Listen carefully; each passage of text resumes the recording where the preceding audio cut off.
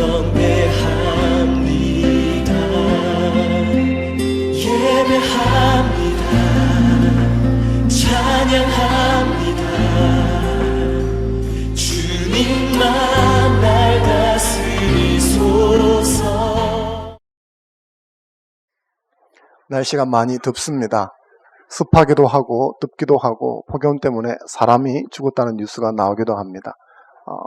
불쾌지수가 높으니까 짜증도 나고 한데 이런 날씨에 지지 않고 유쾌하게 살아가는 저와 이루어야 되면 좋겠습니다. 누군가 말하기를 오늘은 어제의 그 누군가가 그토록 바라고 소망하던 내일이라고 말한 적이 있습니다. 그 내일인 오늘, 누군가 어제 그토록 소망했던 오늘, 저와 여러분들은 이곳에 와서 하나님을 예배드릴 수 있습니다. 얼마나 감사한 일입니까? 그토록 갈망하지 않았음에도 불구하고 오늘에 살고 있는 이 사실에 대해서 감사한다면 모든 것을 감사하는 마음으로 볼 수 있을 것입니다. 우리 한번 옆 사람에게 인사하겠습니다. 샬롬, 감사합니다. 인사해 주십시오. 네. 앞뒤로 한번 인사해 주십시오. 샬롬, 감사합니다.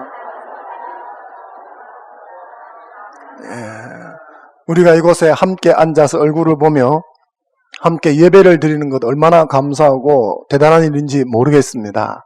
한번 옆 사람에 한 번 더 인사하겠습니다. 샬롬, 영광입니다. 한번 인사해 주십시오. 네, 앞뒤로 인사해 주십시오. 앞뒤로도 샬롬, 영광입니다.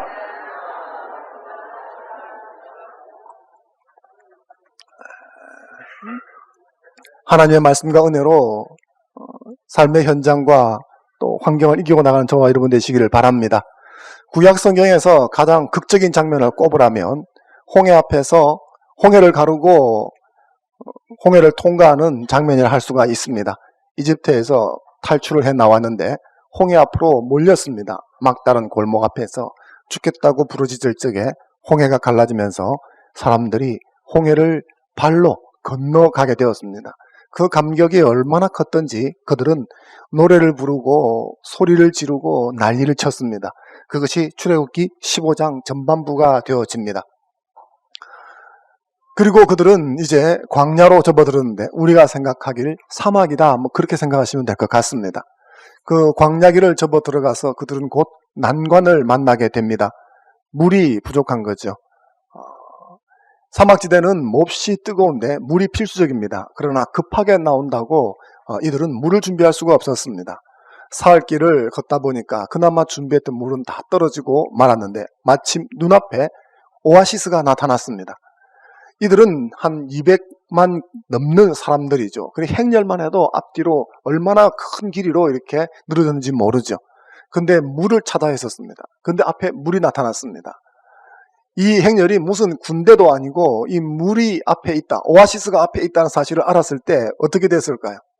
아마 오와 열은 다 무너지고 그냥 쏜살같이 달려서 오아시스를 향하는 그런 일들이 일어났을 것입니다. 뒤에는 아직도 오고 있는 중이고 앞에 발견한 사람들은 먼저 그 오아시스에 머리를 쳐박고 몸을 던지고 하면서 그 물을 마시고 혹은 또 이렇게 물을 먹여줘야 되는 사람들에게 먹이고 또 가축들에게도 먹이고 이런 일들이 있었겠죠. 사막에서 오아시스를 발견한다는 것은 대단한 행운이며 또 기쁨이라 할 수가 있습니다. 그래서 그들은 이 녹주 오아시스에 들어가서 몸을 담그고 물을 먹고 막 그렇게 했습니다. 이제 갈증을 채운 사람들은 뒤로 물러서고 연방 도착한 사람들이 이 오아시스 앞으로 와가지고 고개를 쳐박고 또 이렇게 수통에 물을 채우고 하는 이런 광경들이 벌어지고 있다고 생각해 보십시오. 그런데 순간 어디선가 갑자기 누군가 비명을 지르면서 땅바닥을 떼굴떼굴 구르기 시작합니다. 아야 그러면서 엄청난 고통을 호소하기 시작하는데 하나가 아니라 하나씩 둘씩 셋씩 그렇게 배를 잡고 땅바닥을 뒹굴기 시작하는 거죠. 그리고 누군가 말을 합니다. 저 오아시스의 물은 마시면 안 돼. 저 물은 동물이야. 저건 뭔가 나쁜 성분이 들어있기 때문에 먹으면 너무나 고통스럽다. 지금 마시지 마라. 이런 말들이 퍼져나가니까 순식간에 사람들이 그 오아시스에서 빠져나왔을 것입니다. 그러나 태반에 많은 사람들이 그 물을 마셨겠죠. 그 물을 마신 사람들은 자신의 배를 움켜쥐고 뒹굴면서 고통스러워했었습니다. 이 사막 광야지대에 이런 물들이 있다고 합니다. 그래서 이런 물들을 이렇게 마시면 복통을 일으키고 심하면 경련뿐만 아니라 고열걸 동반해서 생명을 위협하기도 한다고 합니다. 이런 일이 이 이스라엘 백성들 속에 펼쳐진 것입니다. 그렇게 배를 잡고 쓰러져서 뒹구는 사람들이 다 어른만은 아닙니다. 아이들도 있죠. 아이들은 못 참습니다. 어른은 그나마 참아보려고 하지만 아이는 참을성이 없죠. 내 앞에서 내 자식이, 그것도 어린 자식이 배를 뒹굴고 떼굴떼굴 뒹굴면서 엄마 살려줘 그러고 외친다고 그러면 그 심정이 어떻겠습니까? 애나 어른이나 할 것 없이 비명을 지르고 있습니다. 그뿐만 아니라 가축들도 물을 마셨을 건데 가축들도 뒤집어져 가지고 입에 거품 물고 쓰러져 있는 장면들, 축복인 줄 알았는데 도착해서 물을 마셨더니 엄청난 재앙으로 바뀐, 그래서 그곳 이름을 마라라고 부르게 된 것입니다. 23절 말씀 같이 한번 읽겠습니다. 시작. 마라에 이르렀더니 그곳 물이 써서, 아멘. 그 물이 얼마나 썼던지, 그리고 그것 때문에 복통에 얼마나 많은 사람이 시달렸던지 그곳에 지명이 생겼는데, 지명이 마라다. 즉 마라는 쓰다 그런 뜻입니다. 그러니까 우리가 뭘 좀 먹고 조금 쓰네 이런 정도가 아니라 그게 복통을 일으키고 고열을 동반하면서 심하면 사람이 목숨을 잃을 수 있을 정도의 치명적인 독과 같은 물이다. 이 물을 먹고 여기서 많은 사람이 고생을 했다. 그래서 이름이 마라라고 지어진 것입니다. 그리고 이제 이곳에서 사건이 일단락이 되어지고 그들은 다음번 오아시스로 이동을 하게 되었는데 그 오아시스의 이름은 엘림입니다. 엘림은 마라와 다르게 풍성한 물이 있고 그리고 나무도 많이 있고 이렇게 해서 진짜 말 그대로 사막에서 꿈에 그리던 오아시스라고 할 수가 있겠습니다. 그 물은 정말 먹을 만한 물이죠. 앞에서 한번 크게 경을 쳤기 때문에 함부로 달려가서 먹지는 않았겠죠. 근데 물을 마셔보니까 생수입니다. 그래서 너무나 좋은 물이라서 먹으면서 푹 쉴 수가 있었습니다. 성경 안에서 이 마라라고 하는 것은 어떤 고통을 상징하는 것이라고 한다면 엘림이라고 하는 것은 쉼과 휴식을 상징하는 것입니다. 그렇게 하고 그들은 광야 여정을 가게 되는 거죠. 근데 하나님께서 이들을 이렇게 끌어갈 적에 홍해에서부터 시작을 해서 홍해를 가르고 광야로 접어 들어와서는 마라부터 먼저 그들이 만났습니다. 그리고 다시 엘림을 만나고 가게 되어지는데 이 여정을 보면 그들이 걸어가던 그 이후의 여정들도 보면 계속해서 이 마라와 엘림이 교차되고 있는 것을 볼 수가 있습니다. 어떤 곳은 좋았다가 어떤 것은 안 좋았다가. 그래서 하나님께서 광야에서 이스라엘 백성들을 끌어가는 이 여정을 보면 많은 사람들이 마치 내 인생길 같다 하는 생각들을 하곤 합니다. 사람이 살아가는 인생 여정과 참 흡사하다라고 느끼게 되는 것은 그 여정 속에서 때로는 기쁜 일도 만나고 때로는 슬픈 일도 만나고 때로는 마라도 만나고 때로는 엘림을 만나기 때문에 그런 것이 아닌가 싶습니다. 인생을 살아가는 사람들은 늘 엘림만 만나는 게 아니죠. 늘 마라만 있는 것도 아닙니다. 이 둘이 교차를 해 가고 있습니다. 저는 여러분들이 엘림의 삶 속에 거하기를 바랍니다. 그러나 마라를 만날 수도 있는 것입니다. 마라에서 쓴물을 먹고 복통이 일어나서 견딜 수 없어서 땅바닥을 떼굴떼굴 뒹굴면서 살려달라고 비명을 지르고 고통을 호소하는 그런 장면들도 인생 가운데에서는 얼마든지 있을 수가 있죠. 여러분 주변에 마라의 쓴물을 마시고 이렇게 비명을 지르고 고통스러워하는 사람들을 떠올릴 수 있을 것입니다. 혹 여러분이 지금 이 마라의 쓴물을 마시고 죽을 지경이 되어서 견딜 수 없다고 느끼는 그런 사람일 수도 있습니다. 성경 안으로 들어와도 마라의 쓴물을 마셨기 때문에 인생 자체가 너무너무 고통스럽다, 견딜 수 없다 그렇게 얘기하는 사람들을 많이 찾아볼 수가 있습니다. 그 중에 빼놓을 수 없는 한 사람을 들라고 한다면 바로 레아를 들 수가 있습니다. 여러분 주보를 한번 보시기 바랍니다. 주보에 두 번째에 보면 레아와 여호와 라파라고 제가 써놓았는데 그 밑에 창세기 구절들을 기록해 놓았습니다. 거기에 두 개만 창세기 29장 16절 17절만 같이 한번 읽겠습니다. 시작. 라반에게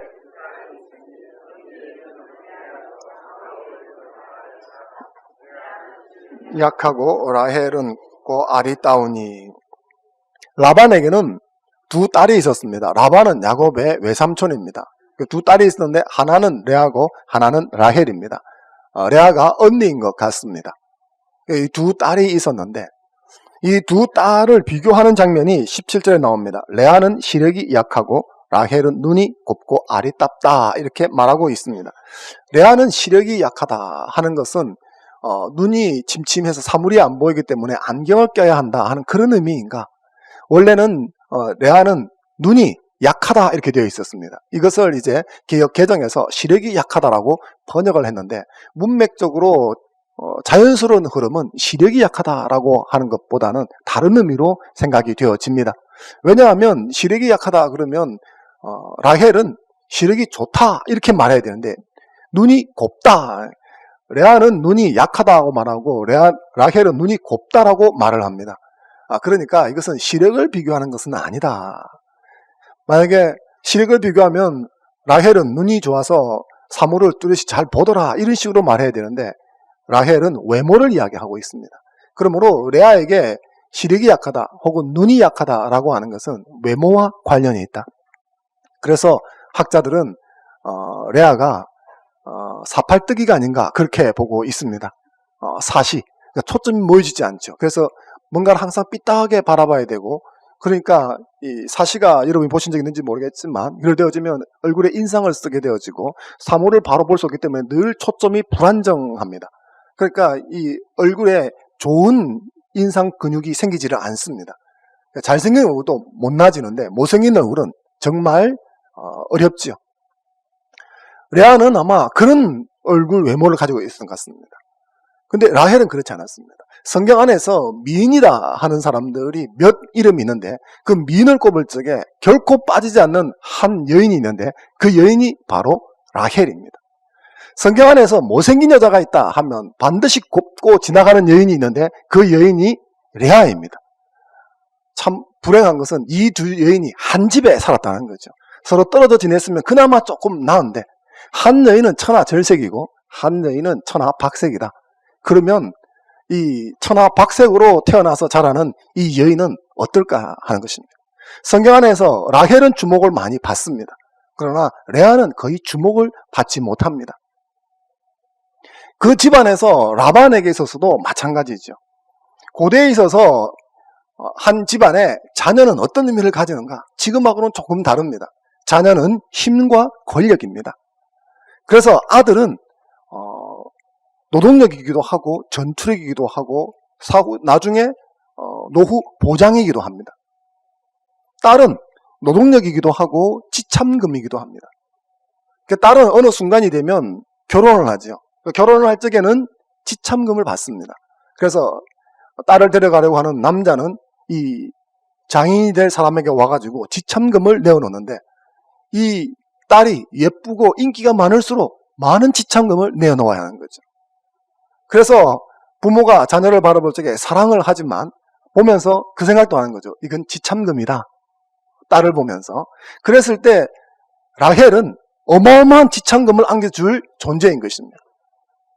그러므로 예뻐서 사랑도 되고 나중에도 그런 기약이 있으니까 금이야 옥이야 그렇게 하는 것이죠. 근데 레아를 바라보면 이건 지참금을 주고서 보내야 될 판입니다. 그러니까 이걸 보는 순간 억장이 무너지는 거죠. 그래서 이 계산이 빠른 라반이라고 하는 이 사람이 두 딸을 어떻게 대했을까는 물어보지 않아도 훤히 알 수가 있습니다. 이 집에서 레아가 사는 것은 참으로 힘이 들었을 거다. 우리는 쉽게 짐작할 수가 있죠. 누구나 라헬을 가까이 하려고 합니다. 뭐 별 말을 하지 않아도 라헬 옆에 서 있는 것만으로 레아는 몹시 힘든 삶을 삽니다. 라헬과 똑같이 아버지 집에서 양을 치고 노동력을 제공하지만 인정을 받지를 못합니다. 그것이 레아의 삶입니다. 그래서 레아는 이 아버지 집에 살 적에 마치 이스라엘이 마라에서 쓴물을 먹은 것처럼 그 쓴물을 먹고 고통스러워하는 삶을 살고 있었다 생각하면 되겠습니다. 레아는 자존감이 몹시 낮겠죠. 아마도 너는 참 무가치하다. 너는 왜 태어났니? 왜 너 같은 것이 태어나가지고 뭐 그런 말들을 부지기수로 들었을 것 같습니다. 그런 사람이 건강한 자존감을 가지기는 어렵죠. 그렇게 레아가 한 해 두 해 성장을 하게 되어집니다. 그러면서 속으로는 곪아지는 거죠. 그런데 그 가정에 야곱이 나타납니다. 그리고 여호와의 나올 만한 러브 스토리가 써집니다. 나는 라헬을 사랑하니까 라헬과 결혼하게 해주십시오 하는 말을 하게 되어지죠. 첫눈에 반했다는 것입니다. 같이 있었지만 레아는 눈에 들어오지도 않는 것입니다. 삼촌이 생각하기를 지창금만 많이 낸다면 너에게 줘도 되지 생각을 한 것입니다. 그래서 지참금으로 7년 무보수 노동을 제한하게 되는 것입니다. 야곱은 숙련된 양치기였는데 7년간 이런 숙련된 양치기를 돈을 주지 않고 보수로 주지 않고 부린다는 것은 대단한 지참금인 거죠. 그렇게 하겠느냐? 그렇게 하겠습니다. 이렇게 되어졌습니다. 이 야곱이 라헬을 얼마나 사랑했는가 하는 것을 보여주는 장면입니다. 여기까지는 뭐 그럴 수 있다고 할 수 있겠습니다. 근데 막상 이제 7년째가 되었습니다. 결혼식을 거행하게 되었는데 야곱이 아침에 잠에서 깨보니까 옆에 누워있는 여인이 라헬이 아니고 레아였다는 것입니다. 야곱이 아침에 일어나서 자신의 옆에 누워있는 여인이 레아라는 사실을 발견했을 때 어떻게 행동했을 것 같습니까? 야곱의 첫 마디가 뭘까요? 오마이갓, 비명이겠죠. 악! 하는 소리일 것입니다. 이럴 수가. 여러분, 야곱이 어떤 행동을 했을까 한번 그려보십시오. 사랑스러운 모습으로 이렇게 싹 고개를 돌리고 보는 순간 갑자기 공포영화로 바뀌면서 막 비명을 확 지르고 어떻게 하겠습니까? 자리에서 벌떡 일어나고 부랴부랴 옷도 제대로 걸치지도 않고 문을 열고 나가는데 조심스럽게 싹 열고 나가겠습니까? 발로 쾅 박차고 뛰쳐나갔을 것입니다. 그리고 어떻게 했을까요? 동네가 떠나가도록 불렀겠죠. 삼촌 어디 있어요? 외삼촌을 만나자 어떻게 했겠습니까? 멱살을 부여잡고 아마 삿대질을 해대면서 말했을 것입니다. 아니 나한테 이럴 수가 있습니까? 왜 레아가 저기 있습니까? 왜 내 방에 있습니까? 날 속였군요. 이럴 수가 있습니까? 눈동자가 시뻘개져가지고 막 그렇게 덤벼들었을 것입니다. 대개 우리는 이 장면들을 잘 기억을 하죠. 그런데 우리가 잘 잊어버리는 장면 중에 하나는 야곱이 뛰쳐나간 그 방 안에 한 사람이 남아있다는 사실입니다. 누가 남아있습니까? 레아가 남아있죠. 레아는 어땠을까? 아침에 일어나서 자기의 얼굴을 확인한 순간 남편인 야곱이 비명을 지르고 고함을 지르고 화를 내면서 방문을 박차고 확 뛰쳐나간 그 장면. 그 방이 우리 조선시대에 창호지로 바른 방이라고 치면 그게 뻥뻥뻥 구멍도 뚫리고 살때도 부서지고 너덜너덜해가지고 삐걱거리면서 문이 열렸다 닫혔다 하는 그런 장면 생각해 보십시오. 아니면 여닫이기 때문에 그냥 쾅 하고 부서져가지고 땅바닥에 자빠져 있는 그 장면. 그게 한 여인이 앉아서 흐느끼고 있는 장면을 생각해 보십시오. 그 여인이 레아인 것입니다. 이 여인이 왜 이곳에 들어와 있는가 하면 라반과 공모를 했기 때문이죠. 라반이 생각할 적에 레아는 누구도 데려갈 사람이 없는 것입니다. 그래서 야곱을 속이기로 작정을 한 것입니다. 그 전날 딸 둘을 불러서 작전을 짰지요. 그리고 말을 합니다. 라헬에게 내 언니를 그냥 내버려 두면 결코 시집갈 수가 없다. 그러니까 야곱에게 같이 시집가는 걸로 하자. 그러니까 라헬 내가 양보를 해라. 라헬이 뭐라고 했을까요? 옳다 그랬을까요? 아마 화를 냈겠죠. 라반은 가만히 있을로 이렇게 설득을 했을 것입니다. 근데 그 자리엔 레아도 있었겠죠. 레아는 뭐 했을까요? 싫어요. 그렇게 했을까요? 제가 생각해 보니까 레아가 이런 말을 워낙 많이 들었다면 나는 시집갈 수 없겠구나 하는 생각을 가졌을 것 같아요. 여러분 어떻습니까? 나는 싫어요. 내가 왜 그런 결혼을 해야 돼요? 그렇게 말하고 싶지만 말하지 못했을 거예요. 만약 나 그거 싫어요 말하면 라반이 어떻게 했을까요? 그래? 그럼 말지. 그렇게 했을까요? 라헬은 설득을 했겠지만 레아한테는 눈을 부릅뜨고 시키는 대로 해. 그렇게 말하지 않았을까요? 너 이렇게라도 해서 시집 보내주는 걸 고맙다고 생각해. 이렇게 말했을지도 모릅니다. 어디에서도 사람 취급을 받지 못하는 거죠. 라반에게 있어서 이 레아는 잉여 인간입니다. 별 도움이 안 되는 사람이죠. 그래서 레아는 아버지에게 있어서 필요 없는 딸이었습니다. 그런 취급을 집에서 받으면서 자란 것이죠. 그런데 이제 결혼하게 되었습니다. 필요 없기 때문에 하나 보내는데 덤으로 하나 더 보내는 1+1로 가는 거죠. 받는 입장에서야 1+1이면 좀 더 좋아서 그런 게 있나 살펴보지만 메인 옆에 붙어서 가는 입장이 되어 보십시오. 참으로 비참하고 서글프기 짝이 없는 것입니다. 레아가 그랬다라는 거예요. 내 인생이 왜 그런가 레아가 생각하지 않을까요? 그리고 들어갔었을 때 동침하러 그 방에 들어가기 전에 라반이 뭐라고 말했을까요? 너 소리 내면 안 돼. 너 고개 들면 안 돼. 너 눈도 마주치면 안 돼. 보지도 말고 듣지도 말고 고개만 팍 수그리고 있어. 한마디도 말하면 안 된다. 들키면 안 된다. 언제까지? 아침이 될 때까지. 이 교육을 받았겠죠. 그리고 그 밤에 야곱이 그 방에 들어왔을 때 레아가 어떻게 했을까요? 들키지 않으려고. 그렇지 않겠습니까? 들키는 순간 어떻게 하겠어요? 야곱이 아침에 했던 행동은 그대로 하겠죠. 그러니까 들키지 않으려고.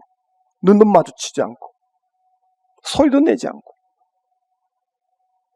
그렇게 하고 야곱이 잠에 골아떨어졌을 때 레아는 잠을 잤을까요? 못 잤을까요? 정상적인 사람이라면 잠을 잘 수가 없는 것입니다. 그렇게 하고 잠이 오겠습니까?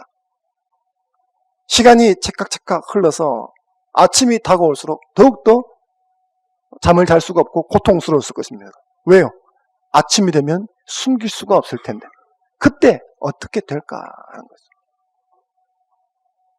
그리고 역시 아니나 다를까 아침에 일어나자마자 자리를 박차고 집안을 발칵 뒤집어 엎어버렸을 때 뒤에 남아서 흐느끼는 레아의 심정은 이 마라에서 쓴물을 마시고 복통 때문에 떼굴떼굴 뒹굴면서 죽겠다고 말하는 심정과 하등 다를 바가 없는 것입니다. 인생을 살아가다 보면 그럴 때가 있는 것 같습니다. 사랑받지 못해서, 인정받지 못해서, 낮은 자존감 때문에 혹은 내가 원하는 것이 채워지지 않아서 그래서 그것 때문에 고통스러워서 견딜 수 없어 하는 그런 일들이 많이 있을 수가 있습니다. 마라의 쓴물을 마신 것은 물질적으로 마신 것이기 때문에 실질적으로 위장이 아픈 거죠. 그런 일도 인생에서는 얼마든지 있을 수 있지만 실제로 살아가면서 이 마라의 쓴물이 말하는 것처럼 인생 가운데서 쓴 경험들을 통해서 내면이 무너지고 상처가 생겨서 고통스러운 경우들이 얼마나 많이 있습니까? 사업으로 인해서 부도의 위기 속에 놓인 사람들 혹은 질병으로 인해서 가정이 위협되어지거나 여러 가지 문제들이 생긴 케이스들도 마찬가지로 할 수가 있습니다. 인생을 가다가 마라를 안 만나고 싶은데 마라를 만났고 그리고 그 마라에서 물을 안 마셔야 되는데 마심으로 인해서 고통스러워서 복통을 안고 떼굴떼굴 뒹구르면서 죽겠다고 싶은 그 자리 우리 인생에서 때때로 우리가 만나는 삶의 자리인 것입니다. 제가 소개해드린 이 한 여인은 바로 그 삶의 자리에 있었던 사람이었다라는 것입니다. 레아는 아버지에게 필요 없는 딸이었습니다. 그런데 그 탈출구로 결혼을 통해서 그가 다시 얻은 건 무엇입니까? 남편에게 필요 없는 아내가 되었다라는 것입니다. 누구에게도 인정받지 못하고 환영받지 못하는 삶을 살아가는 레아의 심정은 어떠했을까 하는 거죠. 마라에서 쓴물을 마시고 이 복통을 일으키는 이 사람들이 그 아프면서 어떻게 했을까 생각을 해보면 쉽게 짐작이 되어집니다. 그들은 치료를 하려고 했을 것입니다. 그 물을 중화시켜 보려고 여러 가지 자신들이 아는 민간요법들을 썼을 것입니다. 소금을 뿌려본다든지 아니면 다른 것을 타본다든지 그런 일도 했을 것이고, 복통으로 앓고 있는 사람들을 고치기 위해서 주물러 본다든지 이렇게 소금을 좀 먹여본다든지, 그들이 치료에 좀 도움이 된다고 생각했던 그런 여러 가지 요법들을 다 동원해 보았을 것입니다. 우리로 친다면 침을 맞는다든지 부항을 뜬다든지 피를 뽑는다든지 안마를 한다든지 그런 것들이겠죠. 그런데 문제는 그렇게 하고도 고쳐지지가 않는다라는 것입니다. 그 고통이 사라지지 않고 커진다는 거죠. 레아의 경우로 돌아와도 마찬가지입니다. 내 남편이 나를 사랑하지 않는다. 원래부터 알았습니다. 그런데 첫날 밤에 바로 아는 것이죠. 이 첫날 밤의 상처가 레아에게는 얼마나 컸겠습니까? 여인들에게는 아마 첫날 밤에 꿈이 있을 것입니다. 그러나 그 첫날 밤이 이 레아 같은 여인은 거의 찾아볼 수가 없을 것입니다. 얼마나 비참합니까? 첫날 밤을 다른 여자를 대신해서 들어갔으며, 그것도 구걸하듯이 들어갔으며, 그리고 그것이 밝혀졌는데도 인간 이하의 취급을 받는데도 한마디 말도 못하는 이런 상황 속에 놓여 있었습니다. 남편이 나를 사랑하지 않는다. 그런데 그 남편의 사랑을 구해야 하는 것입니다. 그래서 그 사랑을 얻을 수 있는 방편이 아들을 낳는 것이라고 생각을 하게 되는 거죠. 자, 창세기 29장 32절 같이 한번 옆에 주보에 보시면 두 번째 단락에 위쪽에 보면 창세기 29장 32절이 있습니다. 같이 한번 읽겠습니다. 시작. 레아가 임신하여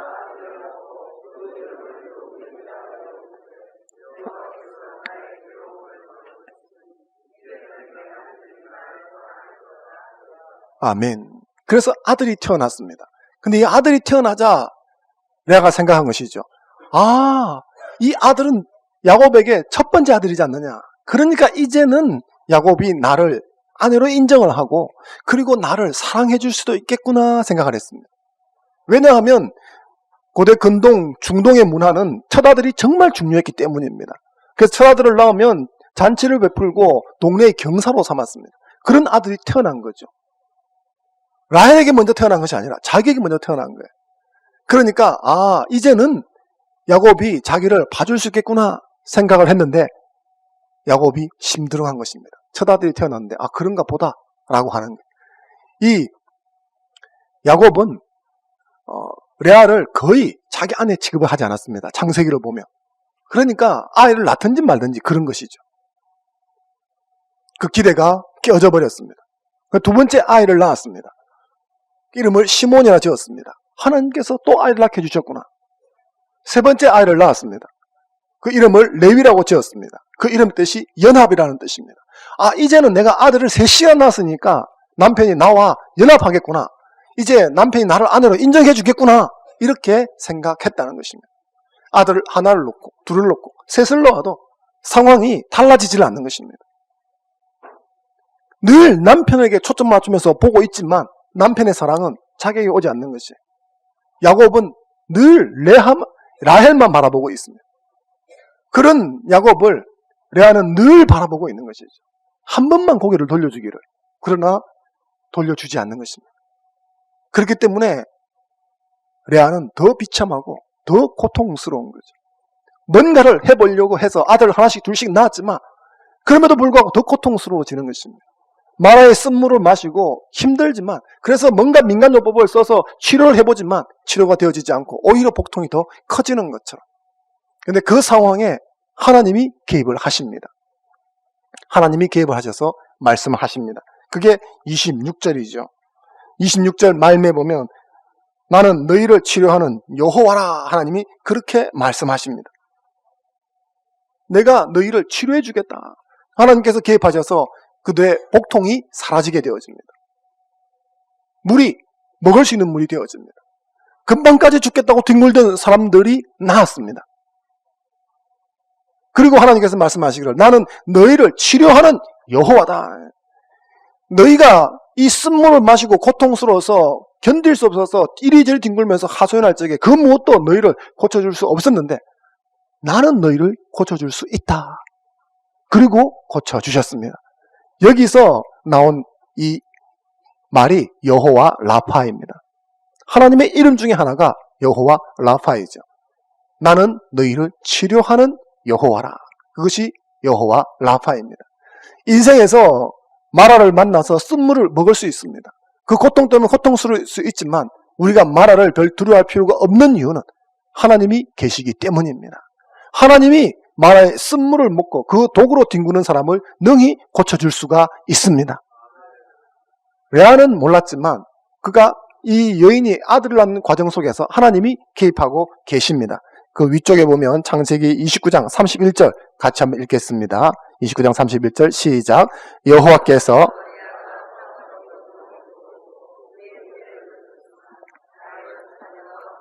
아멘. 이 자녀를 낳은 것이 그냥 낳은 것이 아니라 하나님께서 레아의 처지를 딱하게 여기셨기 때문에 자녀가 생겼다는 것입니다. 그래서 하나님께서 레아가 사랑받지 못함을 보시고 남편의 사랑을 그렇게 갈구하는 것입니다. 인정받고 싶어 하는 것입니다. 그런데 그게 주어지지 않는다는 거예요. 이 레아가 얼마나 고통스러워하는지 하나님께서 보시고 그의 태를 열어주셨습니다. 그리고 아들을 하나씩 둘씩 낳게 하시는 거예요. 이건 무엇을 말하느냐 그러면 하나님께서 레아에게 말씀하는 것입니다. 내가 너의 남편이 되어 주리라. 야곱이 주지 못하는 사랑을 내가 너에게 주리라. 그리고 아들을 하나 주신 것입니다. 근데 그 아들을 받았지만 그래서 하나님께 감사하지만 이 레아의 눈은 하나님이 아니라 야곱을 향하고 있습니다. 그래서 두 번째 아들이 태어났습니다. 그럼에도 불구하고 하나님은 내가 너의 남편이 되어 주리라. 내 남편이 줄 수 없는 사랑을 내가 너에게 주리라 하시고 또 아들을 주셨습니다. 그런데 이 여인의 눈은 여전히 남편을 향하고 있습니다. 그렇게 셋째 아들이 태어나고 그리고 마지막 넷째 아들이 태어나게 되었습니다. 창세기 29장 35절 같이 한번 읽겠습니다. 시작. 그가 또 임신하여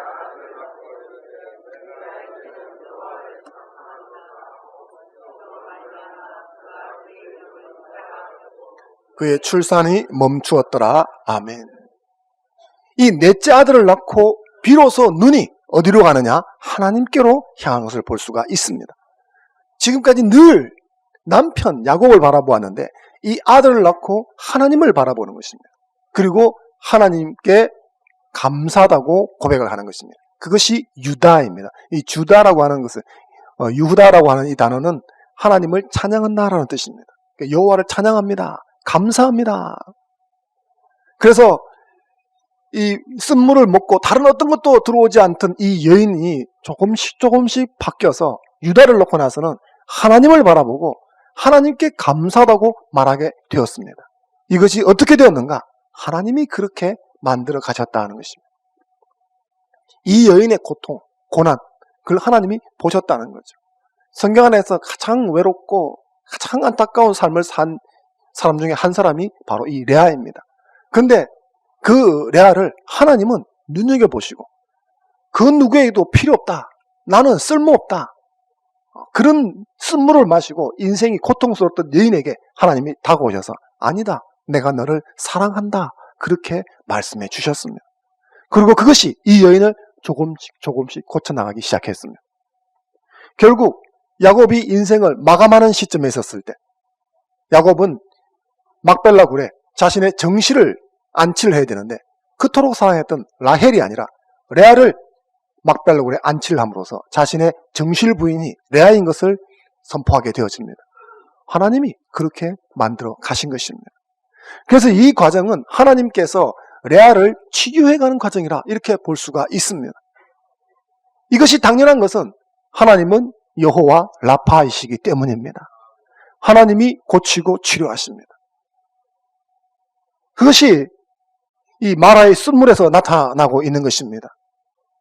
마라의 쓴물. 누구도 고칠 수 없었지만 하나님은 고칠 수가 있는 것입니다. 육신의 질병 하나님이 고칠 수 있습니다. 마음의 상처 하나님이 고칠 수 있습니다. 하나님이 고쳐주십니다. 나는 나를 고칠 수 없고 내 주변에 있는 것을 누구도 고쳐줄 수 없지만 하나님은 그것을 고쳐주실 수가 있습니다. 대개 이런 경우 이 쓴물이 너무 고통스러우면 남을 탓하거나 혹은 자기를 탓하는 이 두 개 외에는 다른 방법이 없습니다. 자기를 탓하면서 자포자기하거나 남 탓을 하면서 원망을 하는 것이죠. 불평을 하는 것입니다. 왜 내가 이렇게 태어났는지, 이런 모양인지, 왜 내가 이런 물을 마셨는지, 왜 여기에 마라가 있었는데 왜 내가 또 이 물을 마셨는지, 왜 너는 또 이 물을 마시는데 내가 못 마시도록 말려주지 않았는지, 온갖 불평들이 다 튀어나오게 되는 것입니다. 그러나 그런 것들은 상황을 바꿔주지 못합니다. 자, 25절 같이 한번 읽겠습니다. 출애굽기 15장 25절 시작. 모세가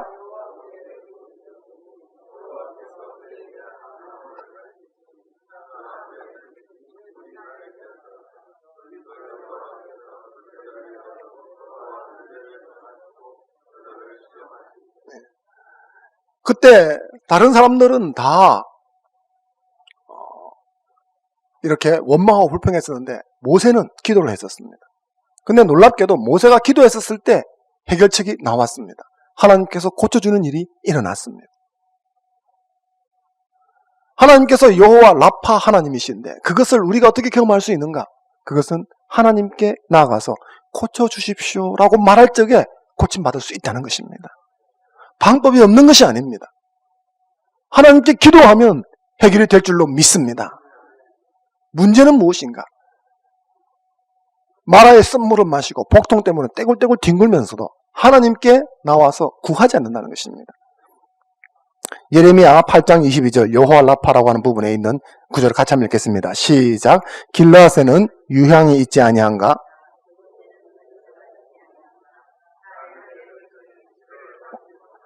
어찌됨고. 당시 이스라엘에는 길르앗 지역에 유향이 특산물이었습니다. 근데 이 유향은 피부에 아주 좋은 약이었다고 합니다. 그러니까 피부병이 일어나면 이 유향을 바르는 거죠. 혹은 전쟁터에 갔었는데 상처를 입고 와서 부상을 입어서 피부가 찢어지거나 뭐 이렇게 트어졌으면 이 유향을 발랐습니다. 그러면 잘 나았다고 합니다. 특히 길르앗에서 나오는 유향이 좋았던 것 같습니다. 그래서 당시에 민간에서 어디 피부병이 나거나 상처를 입어서 피부가 찢어지거나 이렇게 되어지면 길르앗의 유향을 좀 발라보라 이렇게 이야기를 하거나 길르앗에 가보라 의사가 있으니까 치료해 줄 거야 라고 이야기를 해서 멀리 떨어져 있지만 그 피부병을 치료하기 위해서는 길르앗 지역에 갔다라는 것입니다. 예레미야 선지자가 하나님 말씀을 선포하면서 몸에 피부병이 나면 그 길르앗에 유향이 있다는 것을 알고 그거 가가지고 치료를 하는데 하나님 앞에서 고통을 당하고 어려움을 당하고 있으면서도 하나님께 나와서 기도하지 않는다. 하나님께서 너희가 내게 나오면 내가 고쳐주리라 이렇게 말씀함에도 불구하고 그들이 하나님께 나와서 부르짖지 않는다. 이 정말 이상한 일이 아닌가? 예레미야 선지자를 통해서 선포된 말씀입니다. 오늘 신앙생활을 하면서 제가 볼 적에도 그렇습니다. 제가 많은 삶을 살지는 않았지만 살아가다 보니까 내 삶 가운데 힘들고 어려움이 있는데 힘들고 어렵다고 소리는 지르고 그래서 남 탓은 하고 자기 탓도 하지만 기도는 잘하지 않는 것 같습니다. 하나님께서 말씀하시기를 내가 너를 고쳐주리라 내가 너를 치료한다 이렇게 말씀하시면 죽을 지경이 되었으면 하나님께 나와서 한번 부르짖으면서 매달려 볼 수 있는 것 아니겠습니까? 그런데 차라리 아파서 죽으면 죽었지 하나님께 기도하러 잘 나오지 않는 것. 그래서 길르앗에 유향이 있지만 하나님께 오지 않는 이 백성이라고 하는 그 하나님의 안타까운 마음이 이 시대에도 그대로 적용되는 것이 아닌가 싶습니다. 그 누구도 고쳐줄 수 없을 때 내가 너를 고쳐주리라 하나님이 하시는 말씀입니다. 그 밑에는 예레미야 30장 12절 읽겠습니다. 시작. 여호와께서 이와 같이 말씀하시니라 내 상처는 고칠 수 없고 내 부상은 중하도다. 그래서 어디 가봐야 소용이 없다는 거죠. 그 밑에는 17절 같이 한번 읽겠습니다. 시작. 여호와의 말씀이니라 그들이 쫓겨난 자라 하매 시온을 찾는 자가 없은즉 내가 너의 상처로부터 아멘. 세상은 그것이 불가능하다고 말하며 나 자신이 생각해 볼 때 이것은 가망이 없단 말하는 그 순간에도 하나님이 개입하시면 고쳐지고 회복되는 줄 믿습니다. 하나님이 고치실 수가 있습니다. 하나님이 회복할 수 있습니다. 하나님이 치료하실 수 있습니다. 나는 절망이라 생각하고 이것이 벼랑 끝이라 생각하고 내가 고통스러운데 아무도 알아주지 않는다고 생각하면서 고통 가운데 스스로 뒹굴고 있다 할지라도 그것이 무엇이든 하나님께 들고 오면 하나님이 그것을 고쳐주실 수가 있습니다. 하나님이 말씀하시는 것입니다. 그러므로 우리가 할 수 있는 일은 그 하나님께 그 아픈 배를 움켜쥐고 기어서라도 와서 기도해야 하는 것입니다. 하나님 저 살려주십시오. 하나님 저 죽겠습니다. 하나님 저 건져주십시오. 그것이 육신의 질병이라도 상관이 없습니다. 하나님이 치유하실 것입니다. 그것이 사업이나 경제적인 문제라 할지라도 관계가 없습니다. 하나님이 길을 열어주실 것입니다. 그것이 가정 안에 들여온 어디른 그림자라 할지라도 상관이 없습니다. 하나님께서 치유하시고 회복시켜 주실 것입니다. 그것이 내가 살아오는 가정 속에서 생겼던 깊은 내면의 상처라 할지라도 하나님이 만져서 고쳐 주실 것입니다. 새롭게 만들어 주실 것입니다. 그래서 그분의 이름이 여호와 라파입니다. 세상 그 어떤 것으로 치유할 수 없는 것들 하나님이 고쳐 주십니다. 그러므로 그 하나님 앞에 나와서 주님 저를 고쳐 주십시오. 만져 주십시오. 회복시켜 주십시오. 그렇게 구할 적에 하나님이 들으시고 치유하시고 회복시켜 주시면서 내가 여호와 라파니라 그렇게 말씀해 주실 줄 믿습니다. 그 하나님께서 만져주시며 우리가 외양간에서 나온 송아지처럼 기뻐 뛰게 될 것입니다. 하나님이 치료하는 광선을 우리에게 발하여 주시면 우리 속에 있는 내면의 깊은 상처라도 다 고쳐질 줄로 믿습니다. 하나님이 홍해 앞에 우리를 세우셔서 우리가 부르짖으면 홍해 안으로 길을 열어 주실 것입니다. 만약 그 홍해가 갈라지지 않는다면 찬송 가사에 있는 것처럼 그 홍해를 날아 넘을 수 있도록 만들어 주실 것입니다. 치유하시는 하나님, 그분 앞에 나아가서 내 짐을 쏟아놓고 기도하고 하나님의 은혜를 입는 저와 여러분이 되기를 주의 이름으로 축원합니다. 잠깐 기도하도록 하겠습니다.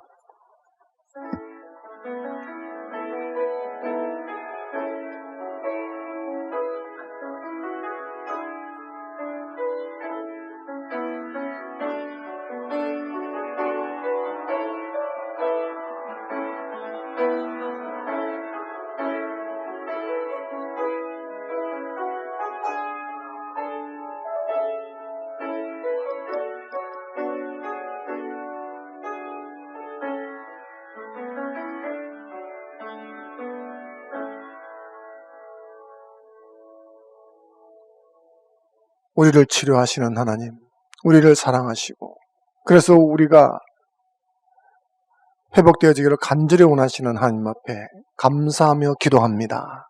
하나님, 당신의 말씀처럼 마라의 쓴물로 고통스러워하는 인생이 치유받고 회복되게 하여 주시옵소서. 나는 여호와 라파라 너희를 치유하는 하나님이라고 말씀하시는 하나님 앞에 와서 주여 나를 고치시고 만지시고 치료하여 주옵소서. 구하는 주의 백성 되게 하여 주옵시고 이 기도가 응답이 됨으로 말미암아 안전병에 일어선 것처럼 외양간에서는 송아지가 기뻐 뛰는 것처럼 주를 찬양하고 주를 즐거워하는 복된 인생 되게 하여 주옵소서.